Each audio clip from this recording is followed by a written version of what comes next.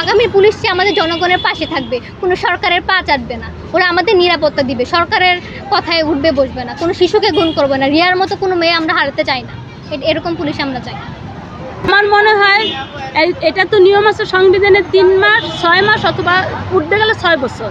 আমার মনে হয় 6 বছর থাইকা আমাদের দেশটা সব দিক দিয়া মানে বৈষম্য দূর করে তারপরে একটা নির্বাচন দেওয়া উচিত, তারপরে যে আসে ওইটা ওকে। শেখ হাসিনার মতো আদেশকারী পুলিশ আমরা চাই না এই জগতে, এটা হচ্ছে আমাদের কথা।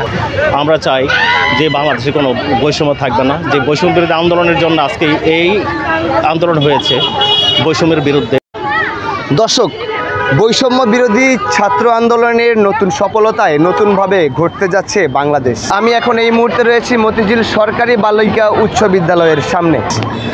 আমরা যেমনটি দেখেছি শিক্ষার্থীদের আপ্রাণ চেষ্টা নতুন বাংলাদেশ তৈরিতে।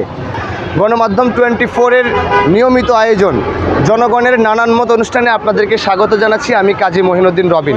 এই শিক্ষার্থীদের কাছে প্রশ্ন থাকবে, কেমন দেখতে চায় আগামীর বাংলাদেশ এবং কেমন হবে আগামীর সরকার, কেমন হবে এই বাংলাদেশের আগামী প্রজন্মের নতুন পুলিশ।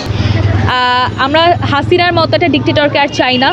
আমরা একটা এমন সরকার চাই যে সরকার আসলেই আমাদের এই বাঙালিদের জন্য কাজ করবে। যারা এতদিন আমাদের সরকারটাকে খুবই বাজেভাবে মেসড আপ করে চালিয়েছে, সব জায়গায় চাঁদাবাজি, দুর্নীতি, এই জিনিসগুলো আমরা চাই না। আমরা চাই এটা সুন্দর সরকার। এখন আপনারা যে সুন্দর সরকার দেখতে চান, এখানে বাংলাদেশের ভিতরে আমরা বিগত কয়েক দশকে দেখেছি যে সবচেয়ে বড় 2টি গণতান্ত্রিক দল, একটি হচ্ছে আওয়ামী লীগ আর একটি হচ্ছে বিএনপি। যেহেতু আওয়ামী লীগ স্বৈরাচার বলে খ্যাতি পেয়ে এই দেশ ছেড়ে পালিয়েছেন, আর অন্য আরেকটি গণতান্ত্রিক দল হচ্ছে বিএনপি। এবং এই গণতান্ত্রিক বড় দল ছাড়া রাষ্ট্র কীভাবে পরিচালনা করা সম্ভব, যদি একটু বলতেন। গণতান্ত্রিক দলগুলো আমাদের যারা বিগত যে সময়গুলোতে যারা আমাদের বাংলাদেশকে চালিয়ে গেছে, আমি কোনো দলের পক্ষ এখানে কথা বলবো না। 2 দলই কিছু উপকার করেছে এবং অপকারের পরিমাণটাই তাদের বেশি ছিল। তারা সবাই তাদের আত্মহাসিল করছে, মানে তারা তো দেশ থেকে আপনারা তো দেখছেনই যেই একটা পদ্মা সেতু করতে যে টাকাটা দরকার, যে মেট্রো রেল করতে যে টাকাটা দরকার, তার থেকে ডাবল টাকা তারা এখান থেকে আমাদের দেশ থেকে চলে গেছে। তো এখন যদি এগুলো অনেক কন্ট্রোভার্সিয়াল টপিক, এগুলোতে আমি কথা বলবো না। আপনার যে প্রশ্নটা সেটা আমি যদি সরকার আমাদের দরকার, সরকার ছাড়া একটা দেশ চলতে পারে না। একটা দেশ যদি সরকার না থাকে সে দেশটা মানে পুরো অচলের দিকে চলে যাবে। তো সরকার যেহেতু আমাদের দরকার, তাই আমরা চাই এটা সুষ্ঠু সরকার, যে সরকার দেশটাকে সুন্দর করে পরিচালনা করতে পারবে।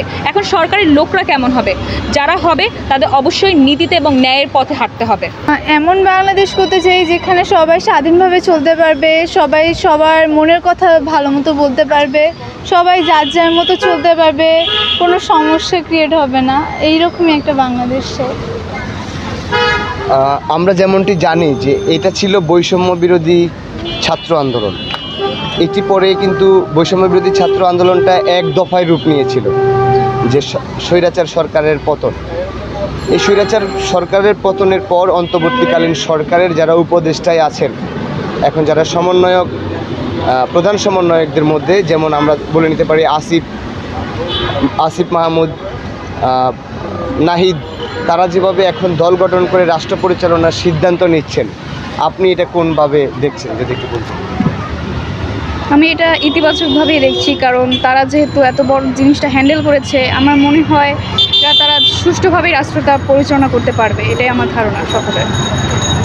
এটাকে আপনি পূর্ণাঙ্গভাবে সমর্থন দিচ্ছেন? আমি পূর্ণাঙ্গভাবেই সমর্থন করছি। এখন কার ধারণা, কার মতামত কেমন সেটা তো আর আমি বলতে পারবো না, কিন্তু আমার মতামত ব্যক্তিগত যে ওরা পারবে জিনিসটা ভালোভাবে করতে। আচ্ছা, আমাদের আন্দোলনটা শুরু হয়েছিল 1 জুলাই থেকে, এবং সেটা আমরা বিজয় মিছিল বের করেছিলাম 5ই আগস্ট। আমাদের এই 1 জুলাই থেকে 31 জুলাই এখানে হয় 31 দিন, আর আমাদের 1 আগস্ট থেকে 5 আগস্ট এখানে হয় 5 দিন। এই 31 আর 5 যোগ করে আমরা 36 পাই। এই জুলাই মাসের সবটা মাস আর আগস্টের 5 দিনটাকে আমরা বাদ দিতে চাচ্ছি না, তার জন্য সবগুলো তারিখ মিলিয়ে আমরা 34 জুলাই বলছি আর কি। এই মানে পুরোটা সময় জুড়ে আমরা আন্দোলন করেছি এবং 5ই আগস্ট আমরা বিজয় ছিনিয়ে নিয়েছি।